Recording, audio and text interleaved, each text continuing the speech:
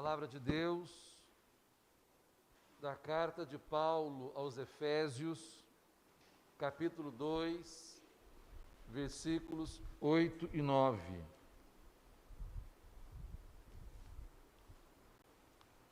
Palavra de Deus, da carta de Paulo aos Efésios,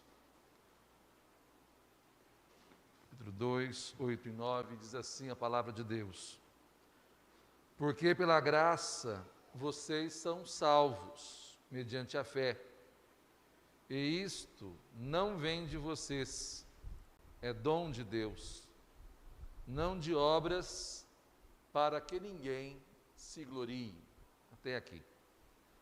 Santo, glorioso e bendito Pai, somos-te gratos porque nessa noite a tua graça, bem como a tua misericórdia, trouxeram-nos a este templo, a esta casa de oração, para que juntos uníssemos as nossas vozes aos coros angélicos e a Ti, Deus, prestássemos um culto exclusivo à Tua glória e à Tua honra por meio de Cristo, um culto em espírito e em verdade.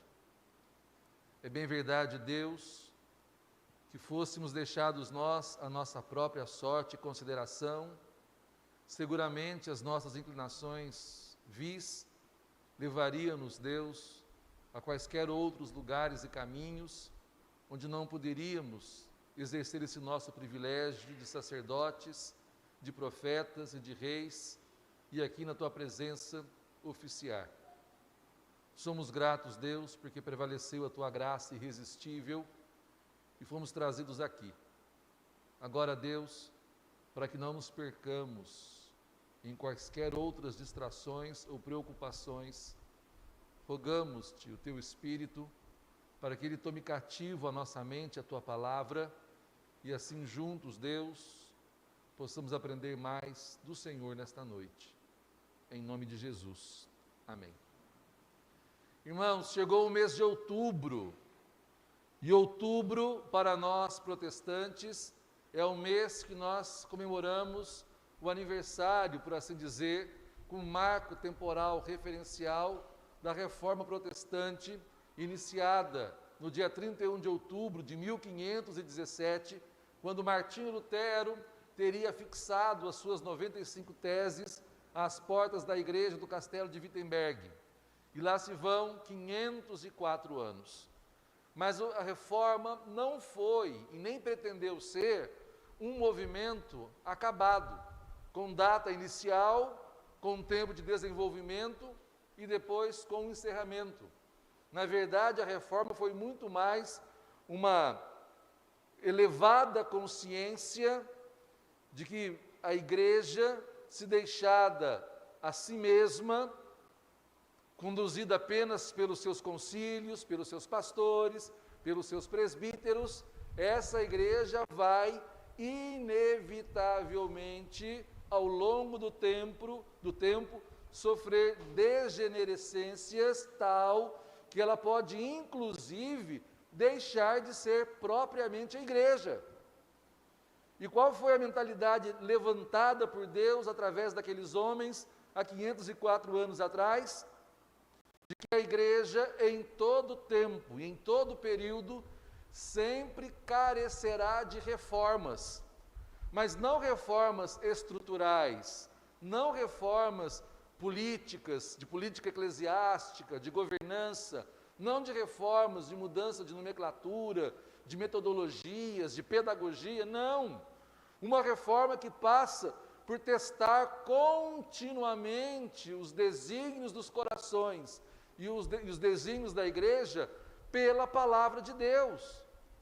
E aquilo que não suportar o juízo das Escrituras, aquilo que não for receber a aprovação da palavra de Deus, aquilo que não couber, por assim dizer, na estrutura moral, espiritual e intelectual da Bíblia, isso deve ser lançado fora, ainda que tenha bons resultados. Porque não se trata de bons resultados, não se trata daquilo que dá certo, porque durante 1500 anos deu certo para a Igreja Católica. Durante 1500 anos, Os povos da Europa foram, de alguma maneira, alcançados pela igreja. Um a um dos inimigos do Evangelho foram caindo. O próprio Estado romano, com Constantino, dobra os joelhos diante do Evangelho. Mais tarde vêm os bárbaros, com Genserico, Odorico e os demais, e se curvam à pregação. Não demora muito, os vândalos também recebem a palavra de Deus. Avança mais um pouco, os vikings caem diante da pregação. Surge no ano 1000 o Sacro Império Romano Germânico, com Carlos Martelo, Pepino Breve, Carlos Magno. Existe uma reflorescência da igreja. Mas essa igreja, apesar de ter dado certo, e os resultados pudessem ser colhidos, com o passar do tempo foi sentindo que a sua mensagem não era pura, que a sua pregação não dizia respeito a Cristo e a Cristo somente, que aquilo que era falado dos púlpitos não era a Bíblia e somente a Bíblia. Imaginem uma pérola de grandíssimo valor, de valor incalculável, aquela mesma que o homem encontrou no campo, saiu, vendeu tudo que tinha para comprar aquele campo, para ficar com aquela pérola. Essa pérola foi sofrendo demãos e demãos de tradição, de costume, demãos e demãos de vontades humanas caprichosas e caídas, que quando chegamos no século XVI, pouco ou nada da igreja de Cristo era autoevidente, e pouco ou nada do evangelho genuíno, puro, esse evangelho simples, desconcertante, ridiculamente simples, mas tremendamente poderoso, pouco não se ouvia. Se ouvia muito receitas para a moralidade, para a eticidade, subserviência à igreja. A igreja estava no centro da sociedade, não para servi-la como poder difusor do evangelho, mas para subjugá-la ao seu talento, ao seu capricho. Assim que os reis pela Europa toda eram verdadeiros vassalos do Papa, mas o evangelho mesmo não havia. O que havia era uma campanha de João Tetzel, vendedor de indulgências, que percorria a Europa vendendo o perdão, vendendo salvação. Tanto é que se ouvia dizer que assim que uma moedinha caía no cofre de São Pedro, uma alma saía do purgatório. E João Tetzel vendia a salvação, vendia esta bênção do perdão, com o fim de construir aquilo que nós conhecemos hoje lá em Roma, a igreja de São Pedro no Vaticano.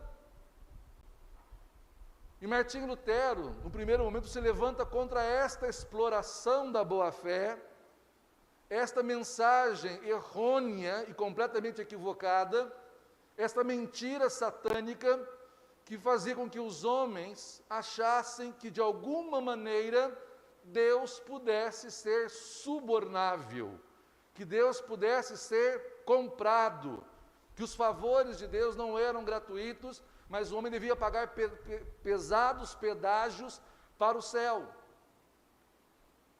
E aí a coisa estava feita, começou a reforma, que nada mais é do que não caminhar para frente para os ventos do modernismo e pronto, mas a reforma é um voltar atrás. O segundo nome que se dá à reforma é movimento ad fontes, é uma volta às fontes puras e cristalinas das Escrituras. É claro que a Bíblia não tem preceito para tudo, como a igreja deve ser governada, como deve ser o culto, qual é o estilo de culto, estilo de música, qual é a roupa que nós devemos vestir, como é o estilo dos nossos templos, se banco ou cadeira, essas coisas não tem nas Escrituras. Isso o nosso tempo dirá conforme as nossas conveniências. Mas o que é culto, o que é adoração, o que é fé, o que é que salva, onde o homem põe a sua esperança, o que é que traz cura para o homem, quem é Deus, como Ele se revela e o que Ele requer de nós, bom, estas coisas estão nas Escrituras, e só nelas. E a reforma foi isso, foi uma volta a este padrão bíblico, mas foi estabelecer, para além do seu tempo, até os nossos dias, que devemos ter todo o tempo a coragem, mas também a humildade de submeter o nosso coração, a nossa estrutura eclesiástica, a nossa doutrina, a nossa pregação, o nosso casamento, a educação dos nossos filhos, como gerimos os nossos bens, a nossa sexualidade, o nosso lazer, e tudo que diz respeito à totalidade da existência do homem ao crivo das Escrituras. Porque diz a Bíblia que aquilo que não procede da fé é pecado, ou seja, aquilo que não é conforme a vontade de Deus, de per si, ainda que pareça bom, venturoso, gozoso, num primeiro momento, no final das contas, é a nossa recompensa para aqui e o agora, o que já seria de tudo a nossa derrota. E é isso que nós celebramos hoje nos 504 anos da Reforma Protestante. Não um evento que aconteceu há 5 séculos passados, mas um evento que tem que acontecer agora. Nós não podemos ler as Escrituras e não colocar em marcha um processo, os mais fortes entenderão, de construção do nosso corpo, de construção permanente do nosso corpo eclesiástico, do nosso corpo doutrinário, do nosso corpo da nossa fé. Como disse o Agenor agora há pouco, estamos em obras, né, Agenor? Estamos em reforma, e reforma permanente, como pelas Escrituras. Ainda bem que os presbíteros estão de máscara, ninguém está notando a cara de vocês. Mas é necessário que nós coloquemos toda a nossa vida na perspectiva de ser completamente restaurada, reformada, desmontada, reconstruída a partir do Evangelho. Posto isso, vamos ao texto de hoje. Esse é o domingo da fé. Não sei se vocês viram aí no boletim, na liturgia, domingo sola fide.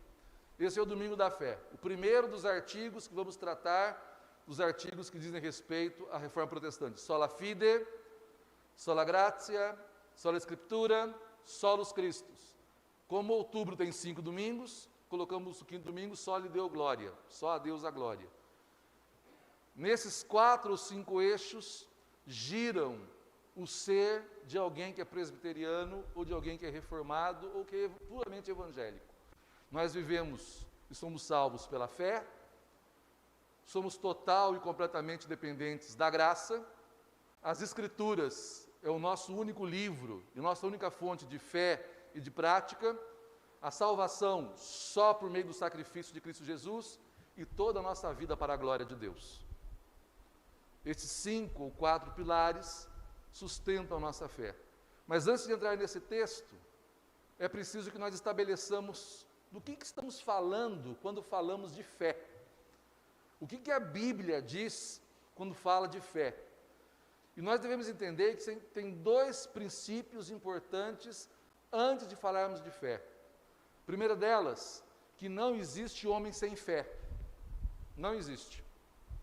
Todo homem tem lá uma fé. Por quê? Porque o livro do Eclesiastes diz que Deus encerrou a eternidade no coração do homem.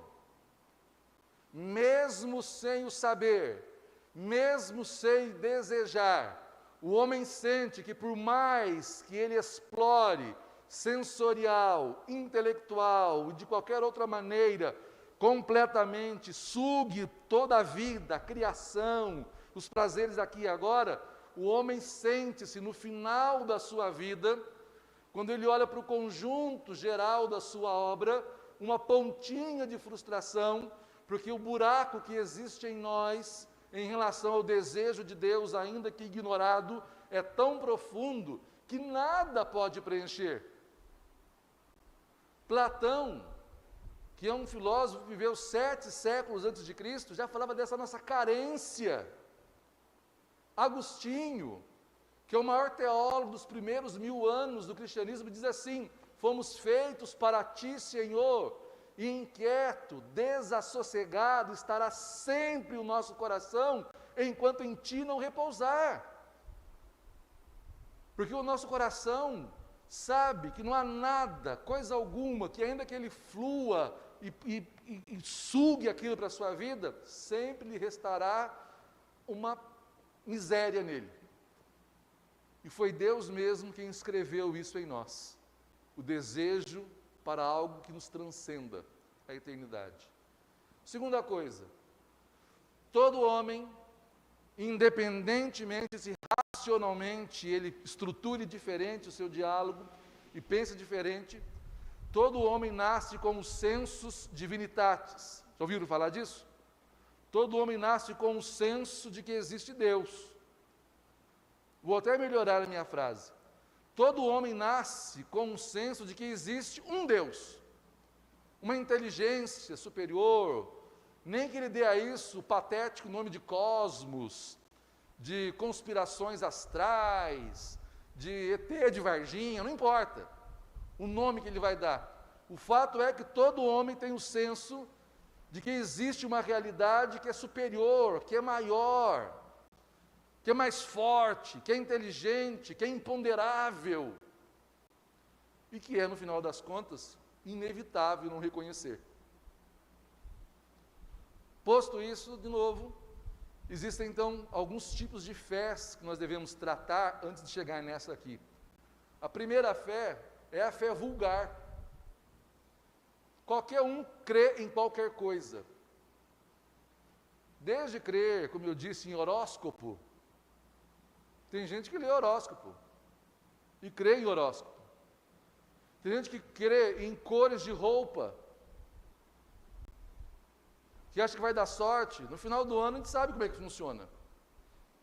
Tanto é verdade que, apesar de sermos protestantes, presbiterianos, tem gente que vem de branco para o culto do dia 31. Não quero nem imaginar a cor da roupa íntima, dependendo do problema em que ela vive.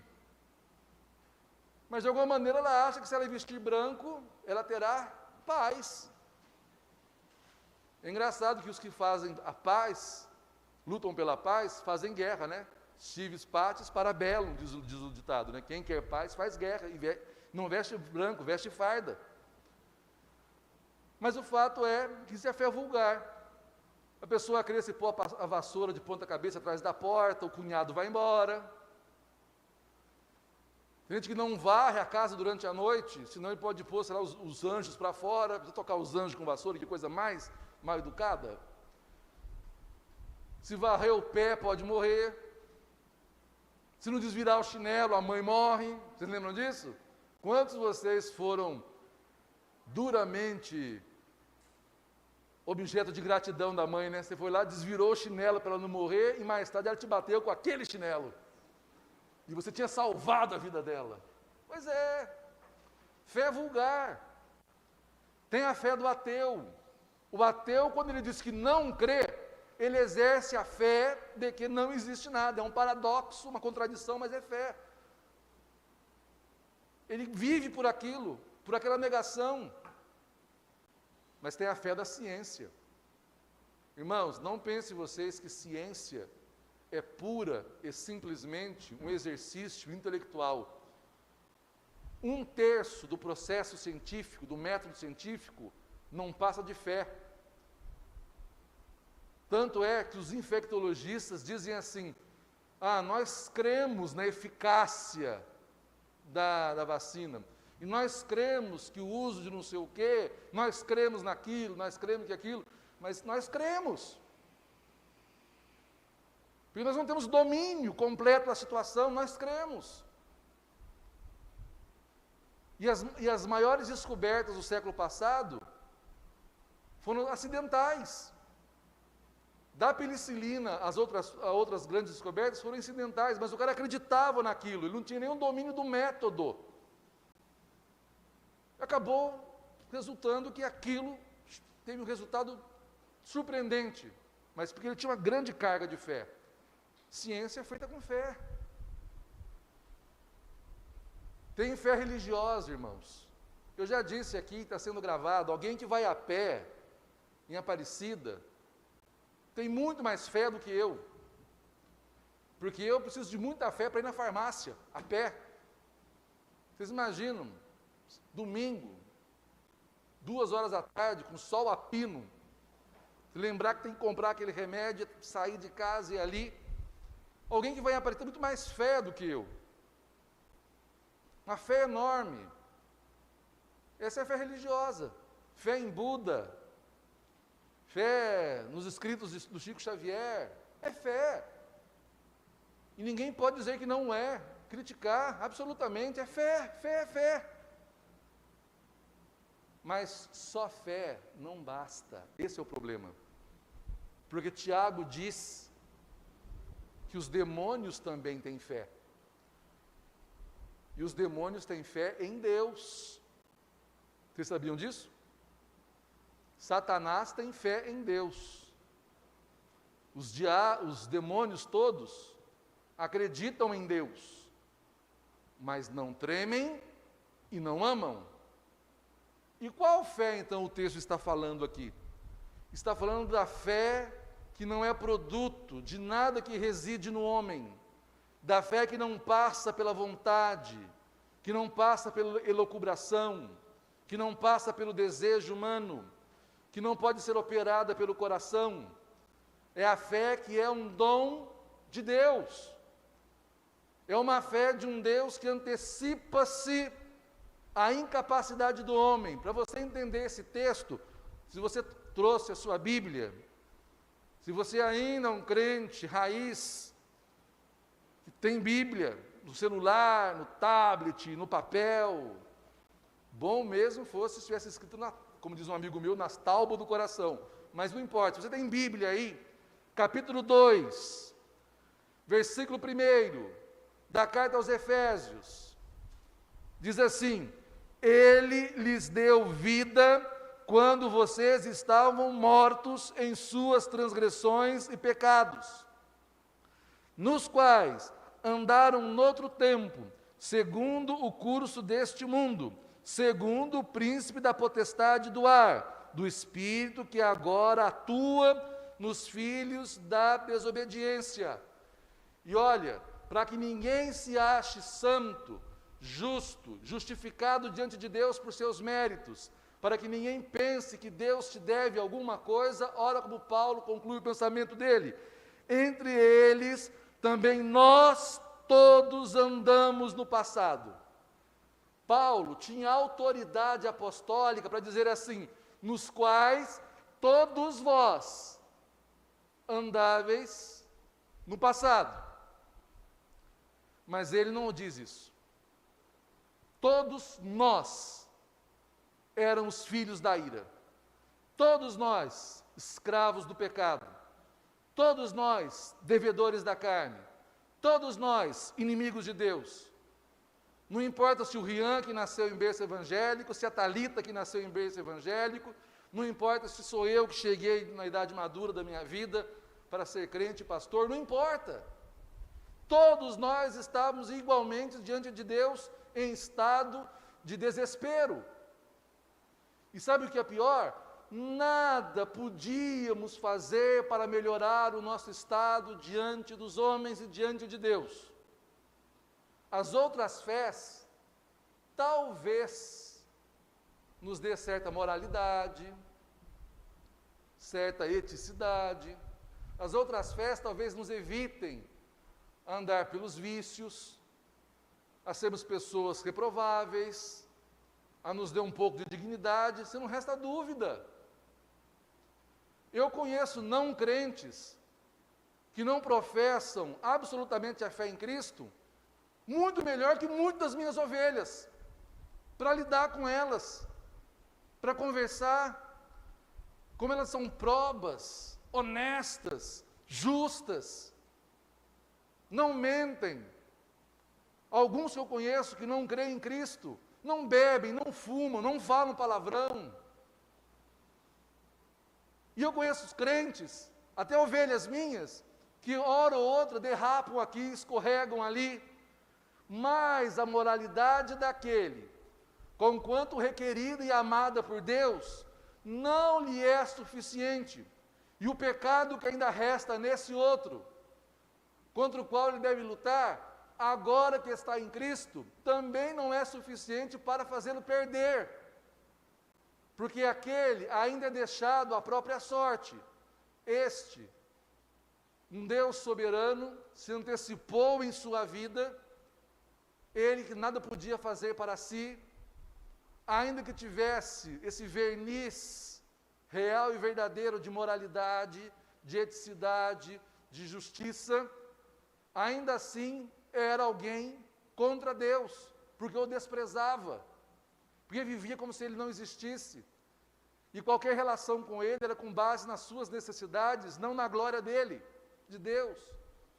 E um Deus soberano se antecipou a nós, quando nós não tínhamos nada a oferecer, quando não podíamos dar nada em troca, porque esse é o drama de Martinho Lutero em 1517. Ele pensava assim: puxa vida, o que eu posso fazer para aplacar a ira de um Deus justo? Mas o que eu posso oferecer a Deus que ele já não tenha? Eu já contei isso para vocês aqui, que quando a Tainá fez, sei lá, uma data redonda do... Eu estou aqui há tanto tempo, ela está com quase 40, eu já nem lembro mais quanto tempo faz, mas aqui, quando a Tainá fez uma data redonda do aniversário dela, aí foi um drama em casa. Não sei se a Regina lembra disso, está aí, muito criancinha. O que nós vamos dar para a Tainá? Ela tem tudo.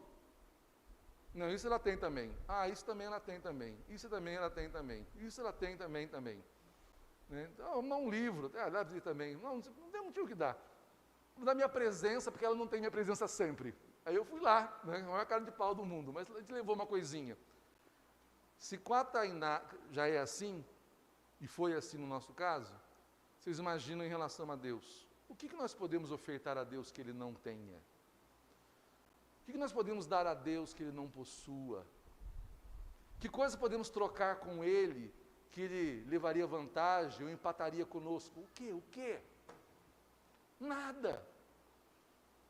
Por isso que a Bíblia diz: quando éramos inimigos e pecadores, Deus se antecipou e deu-nos o seu Filho. Fé é aceitar o presente de Deus, Jesus. Fé é aceitar o presente de Deus não como uma coisa boa, nem como a melhor coisa boa de nossas vidas. Fé é aceitar Cristo como a única realidade realmente boa em nossas vidas.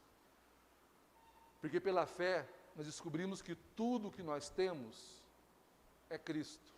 E isso não é porque temos pouco, é porque não precisamos de mais nada além dele.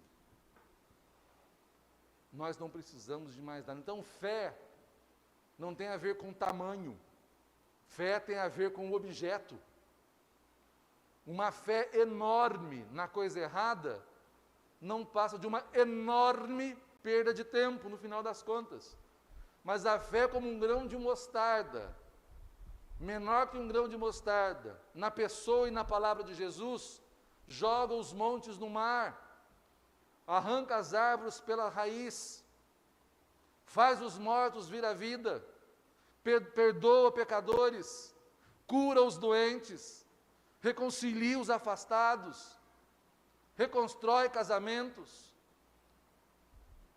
traz para perto o filho desviado, fortalece a pregação do Evangelho, torna pecadores como eu e você santos e justos na presença de Deus.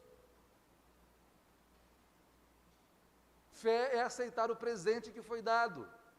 Fé é estar contente com o presente que foi oferecido. Fé é olhar para a cruz de Cristo e dizer: não precisamos de mais nada. Estamos satisfeitos. Aceitamos o teu, está consumado, e não esperamos nada além disso, nada melhor do que isso. E se um dia pensarmos que há alguma coisa melhor, Deus, por misericórdia, converte-nos, porque não existe realidade maior, melhor, mais profunda do que conhecer a Cristo, porque quem tem o Filho, tem a vida, fala João. Quem não tem o Filho, não tem a vida. É esta fé aqui que nós jamais teríamos, ainda que tivéssemos boas intenções, ainda que fôssemos pessoas boas, ainda que fôssemos pessoas justas, honestas, ilibadas, se nos falta esta fé, que não pode ser comprada, que não pode ser adquirida, que não pode ser exigida, e quando nós pedimos como os discípulos, eu creio, mas aumenta a nossa fé, é porque nós já a temos. O que nós precisamos é que a graça faça pegar fogo em nós essa fé. Que essa graça cresça dentro de nós. E as boas obras, irmãos, para encerrar, esse texto fala de boas obras, não fala? Vamos ler aí o capítulo 2. Agora já no versículo 10.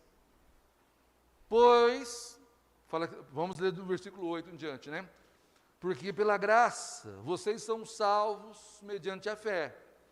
Não vem de vocês, é dom de Deus, não de obras, para que ninguém se glorie. Aí Paulo completa o seu pensamento. Pois somos feitura dele, criados em Cristo Jesus, para boas obras, as quais Deus de antemão preparou para que andássemos nelas. O que significa isso? Que o teste da fé não é bater no peito, Senhor, Senhor, eu creio.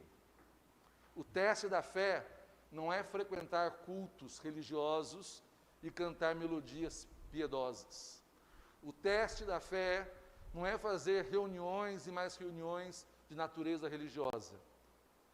O teste da fé é ela ser traduzida e reproduzida em uma multidão incontável de boas obras. Dentro da igreja, lavando os pés aos santos, ou seja, não pense você que você pode sair fazendo boas obras por aí afora e não fazer aqui dentro, viu? Isso é um ledo engano. Quem faz isso, como diria o narrador de futebol, você está de brincadeira. Preste atenção no serviço. As boas obras começam entre os santos, tocando a vida dos irmãos com graça e com amor, sendo humilde aqui dentro, fazendo coisas humildes aqui, carregando os fardos uns dos outros, tendo sempre uma palavra de sabedoria, participando dos nossos departamentos e ministérios, colocando-se a serviço nas mais variadas demandas, e a partir daqui, desta internalidade do povo de Deus, também nós temos um compromisso com este mundo, como sal da terra e luz do mundo.